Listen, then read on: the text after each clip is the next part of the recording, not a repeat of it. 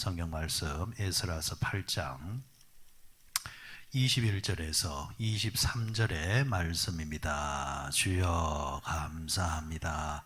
에스라서 8장 21에서 23절까지 같이 읽습니다. 그때에 내가 아하와 강가에서 금식을 선포하고 우리 하나님 앞에서 스스로 겸비하여 우리와 우리 어린아이와 모든 소유를 위하여 평탄한 길을 그에게 강구하였으니 이는 우리가 전에 왕에게 아뢰기를 우리 하나님의 손은 자기를 찾는 모든 자에게 선을 베푸고 자기를 배반하는 모든 자에게는 권능과 진노를 내리신다 하였으므로 길에서 적군을 막고 우리를 도울 보병과 마병을 왕에게 구하기를 부끄러워하였음이라. 그러므로 우리가 이를 위하여 금식하며 우리 하나님께 간구하였더니 그의 응답하심을 입었느니라. 아멘. 에스라서 8장 말씀, 특별히 8장 말씀 가운데서 지금 에스라가 금식하며 간구하는 그런 내용을 담고 있는 21절에서 23절의 말씀의 단락을 잠시 나누도록 하시겠습니다. 금식하며 에스라가 간구했다, 이렇게 이야기를 하고 있습니다. 여러분, 성경에 보면은 이제 기도에 대한 이야기를 다룰 때에 복음서에 보면은 이런 말씀이 나오는 장면이 있습니다. 예수님께서 제자 베드로와 요한과 야고보와 함께 변화산에 올라가서 이제 기도하실 때에, 그때에 모세와 엘리야가 나타나서 이제 그곳에서 베드로가 제자들이 올 때 예수님이 환하게 이제 바뀌면서 그 구약의 그 기라성 같은 위대한 사람과 대하는 모습을 보면서 여기가 좋사오니 하면서 초막셋을 짓고 여기 있읍시다. 그지만은 예수님께서 아니다, 내려가야 된다 하면서 내려옵니다. 그런데 예수님께서 제자들과 함께 위에서 기도하고 계실 때에 이 변화사는 사건이 있을 때 땅 아래에서는 어떤 일이 벌어지고 있었냐니까 한 아버지가 귀신 들린 아이를 데리고 예수님을 찾아옵니다. 찾아와서 자신의 아들이 이제 그 귀신이 나가는 것, 병 고침을 받는 것을 간청할 때에 문제는 와 보니까 예수님이 안 계신단 말입니다. 안 계시고 남은 제자들만 있단 말입니다. 하지만 어떻게 했습니까? 여자에서 내 아들이 이렇다 하니까 이 남겨진 제자들이 그래도 본 게 있단 말이죠. 그래서 그 아버지의 아들을, 자녀를 예수님의 흉내를 내면서 귀신을 쫓아내는 죽기 사역을 이제 합니다. 그런데 문제는 예수님을 따라 해왔지만은 또 실제로 지난번에 했을 때는 되어졌는데 이번에 찾아온 이 아이, 아버지의 아들은 아무리 해도 귀신을 쫓아낼 기미가 보이지를 않습니다. 그렇게 당황스러워하고 있을 때에 예수님께서 이제 산에서 내려오신 겁니다. 아버지가 자신이 예수를 찾아왔던 이유를 자초지정을 이야기를 하고 당신의 제자들이 할 수 있다 해서 부탁을 했는데 아무것도 이루어지지 않았습니다.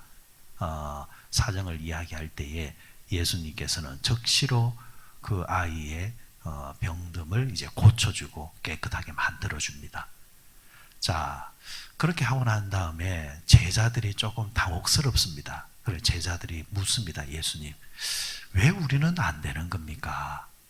예수님은 그렇게 하시는데 왜 오늘 우리는 안 되는 거죠? 이렇게 묻자 예수님께서 아주 의미심장한 말씀, 우리가 잘 아는 말씀을 이렇게 그 제자들에게 던집니다. 그 메시지가 뭐였습니까? 기도 외에는 이런 유가 나갈 수 없느니라, 이렇게 말씀하셨죠. 그런데 원래 성경 원문에는 어떻게 이제 기록을 하고 있냐니까 기도 외에는 이라는 말이 아니라 금식과 기도 외에는 이렇게 말을 하고 있습니다. 금식이라는 단어가 첨부가 되어져 있습니다. 다만 이제 우리가 번역할 때는 금식도 하나의 기도의 한 부분이기 때문에 그냥 기도 외에는 이렇게 표현을 해놨지만은 정확하게 표현하면은 금식과 기도 외에는 철저하게 구분을 해놨다라는 겁니다. 그래서 여러분, 이 기도가, 금식 기도가 기도의 한 부분이기도 하지만은 그러나 기도 가운데서 어떻게 보면은 가장 강력한 기도, 가장 최선의 기도가 뭐냐? 금식기도라 이렇게 말할 수 있습니다. 그런데 이 금식기도가 예수님 당시에 얼마나 일상화되어 있는가 하면은 마태 6장에 보면은 6장 16절 17절 이 부분을 가보면은 예수님께서 어떤 말씀을 하느냐니까 너희가 금식할 때에 머리에 기름을 바르고 얼굴을 씻으라 이렇게 표현해 놓았습니다. 이 말은 역설적으로 말하면 당시 사람들이 기도할 때 어떻게 했다라는 겁니까? 기름이 아니 깨끗하게 한 것이 아니라 어떻게 보면 누가 보더라도 나 지금 금식 기도하고 있습니다 라고 표현을 냅니다. 어떻게? 조금 힘들게 어렵게. 사실은 여러분 금식 기도 30일 40일 정도 이러면 분명히 표가 납니다. 그러나 하루 한다고 해서 표 안 납니다. 이틀 사흘 정도 하면은 조금 수척해 보이지만은 그렇다고 해서 확연하게 표가 나는 것은 아니라는 거예요. 하지만 당시 사람들은 확연하게 표나도록 스스로 표를 냈다라는 겁니다. 평상시에 깨끗하게 지내는 사람도 금식을 했다 하면은 씻지를 않습니다. 의도적으로 사람들이 알아달라는 겁니다. 예수님께서 왜 그렇게 하느냐? 왜 그렇게 외식적으로 하느냐? 금식은 누구 앞에 하는 겁니까? 하나님 앞에. 사람들이 몰라도 된다라는 겁니다. 사람들한테 안 보여줘도 된다라는 겁니다. 왜 기도하면서 금식하면서 사람들에게 보여서 스스로 경건한 척, 기도 많이 하는 척 하느냐라는 겁니다. 심지어 성경에서 너희가 기도할 때 어디 들어가서 기도하라 했습니까? 골방에 들어가서 기도하라 했습니다. 왜 사람들한테 보여주기 쉽게 기도를 하느냐라는 겁니다. 기도는 은밀한 중에 계시는 하나님께서 보시고 은밀한 중에 계시는 하나님께서 들으시면 되는 것이지 왜 사람들 앞에서 보여주면서 그렇게 그걸 자랑으로 삼느냐라는 겁니다. 그러니까 이 말은 어떤 의도가 담긴 겁니까? 그만큼 그 당시에 금식 기도가 일상화되어 있다라는 거예요. 많은 사람들이 기도할 때에 일상적으로 금식 기도를 많이 했고 규칙적으로 금식 기도를 많이 했다라는 겁니다. 이 예수님 당시에 그런 문화, 그런데 이것이 하루아침에 만들어진 게 아닙니다. 오늘 본문에도 에스라가 금식 기도를 한단 말이죠. 자, 에스라의 동시대 사람이 누구냐니까 스가랴라는 사람입니다. 스가랴가 누굽니까? 구약의 선지자의 한 사람의 이름이죠. 소선지자, 그러니까 구약의 뒷부분에 가면은 스가랴스가 나오잖아요. 그 스가랴스의 선지자가 오늘 본문에 나오는 에스라스의 이 말씀과 동시대의 사람이라는 거예요. 자, 그러면 스가랴스의 말씀을 잠시 한번 보도록 하시겠습니다. 스가랴서 8장을 한번 가보시기 바랍니다. 이런 구약 성경 뒤쪽에 있습니다. 뒤쪽에 보면은 스가랴서 8장을 한번 가보시기 바랍니다. 제가 가진 성경으로 1319페이지 8장 19절 1320페이지에 있네요. 8장 19절 1320페이지 구약 성경. 자, 찾았으면은 우리 한번 같이 한번 보도록 하십니다. 구약 성경 1320페이지. 자, 찾았습니까? 같이 한번 읽어봅니다. 시작. 만군의 여호와가 이같이 말하노라. 넷째 달의 금식과 다섯째 달의 금식과 일곱째 달의 금식과 열째 달의 금식이 변하여 유다 족속에게 기쁨과 즐거움과 희락의 절기들이 되리니 오직 너희는 진리와 화평을 사랑할지니라. 아멘. 자, 여기 보시면은 스가랴스가 아까 에스라서 에스라 그 시대와 동시대라 이야기 말씀을 드렸습니다. 그죠? 이 당시에 금식이 어떻게 행해지고 있었느냐? 고정적으로 규칙적으로 넷째 달에 금식이라 했습니다. 다섯째 달에 금식이라 했고 일곱째 달에 금식이라 했고 열째 달에 금식이라 했습니다. 그러니까 1년에 고정적으로 규칙적으로 절기를 지키듯이 1년에 몇 번의 금식을 했다라는 거예요? 4번. 이게 규칙적으로 들어가 있었다라는 거예요. 하나님을 믿는 그 당시 유대인이라고 한다면, 이스라엘 사람이라고 한다면은 넷째 달, 다섯째 달, 일곱째 달, 열째 달 이런 식으로 규칙적으로 금식 기도를 하고 있었다라는 겁니다. 그만큼 여러분 일상화되어 있었던 문화입니다. 이게 여러분 고스란히 언제까지 내려온 겁니까? 예수님 시대까지 내려와 있는 상태에 있습니다. 어떻게 보면 예수님 시대에는 아마 바리새인들을 중심으로 해서 더 많은 금식이 행해지고 있었을 것입니다. 정통 바리새인들 같은 경우는 일주일에 한 번 정도 이상은 반드시 금식 기도를 했습니다. 우리는 날 잡아서 하잖아요. 큰 일이 있을 때, 그죠? 하려고 하잖아요. 그러나 당시 사람들은 그렇게 한 것이 아니라 일상적으로, 고정적으로 했다라는 겁니다. 자, 그러면은 이 금식 기도를 왜 하느냐라는 이제 질문을 던져볼 수 있습니다. 금식 기도를 왜 하느냐? 왜 하느냐?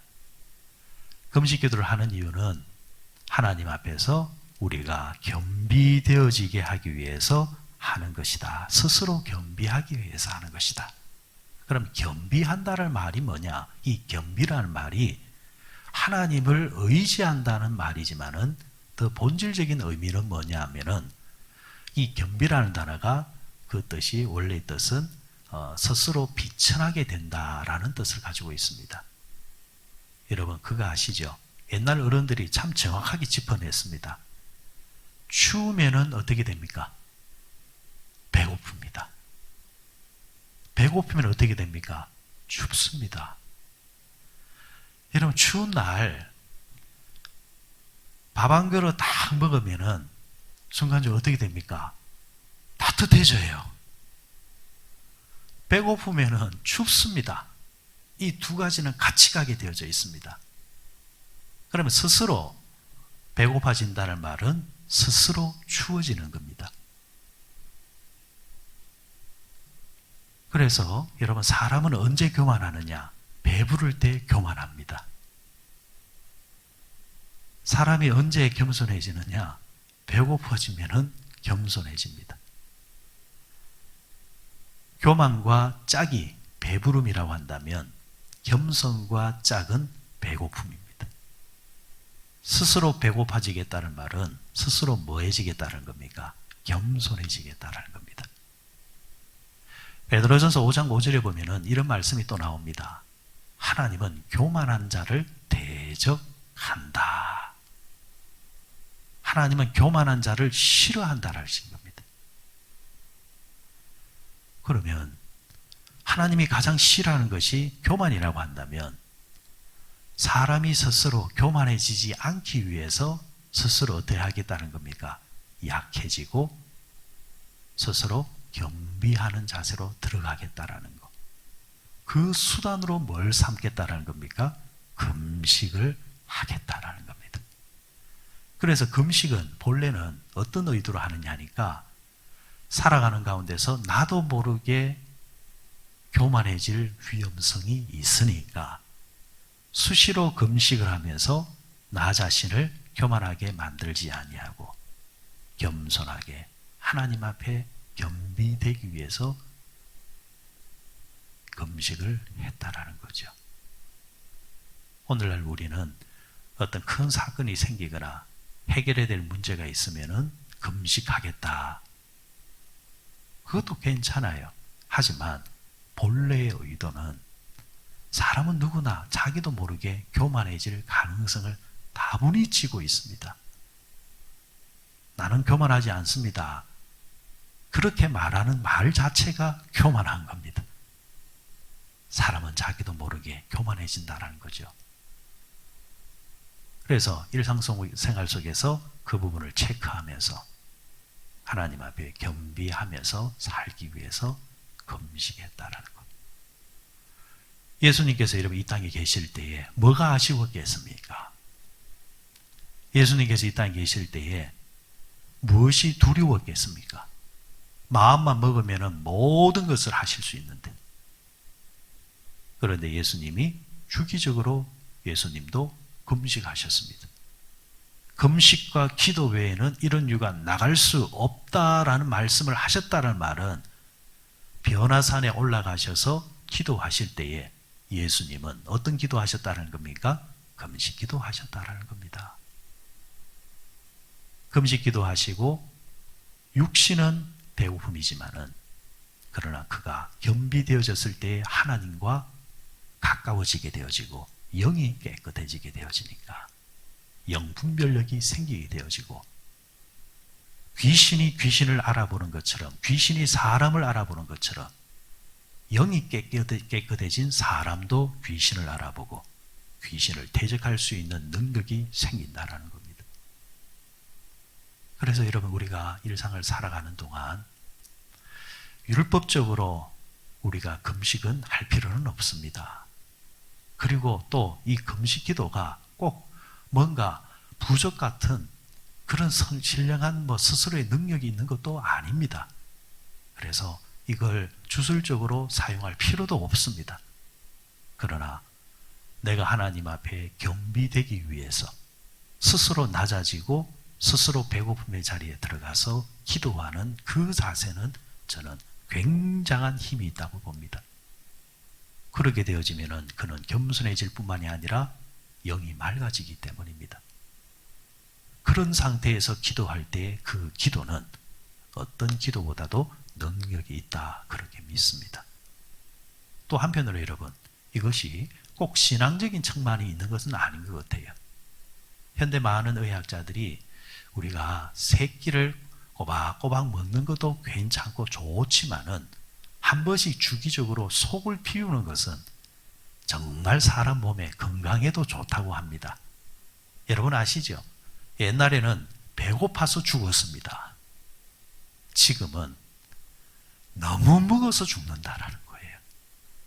현대 성인병이 다 어디서 오는 겁니까? 먹는 것 때문에 옵니다. 먹는 것. 그래서 이 먹는 것을 일시적으로 중단을 시키고 한 번씩 속을 비워주는 이 금식이 우리 몸에 굉장한 유익이 있다. 그래서 여러분 이게 금식 기도가 영으로도 그렇고 육으로도 그렇고 괜찮은 것 같아요. 여러분 특별히 새벽에 기도하시는 여러분들에게 제안드리고 싶은 것은 연말이나 연초가 되어지면은 자신의 체질에 맞게 안 해본 사람이 또 너무 또 그러면 안 돼요. 이 금식 기도가 이래 좋은 거구나. 예수님처럼 나도 40일을 해야지. 가십니다. 어디 간다고요? 요단강 건너갑니다. 그렇게 하시면 안 돼요.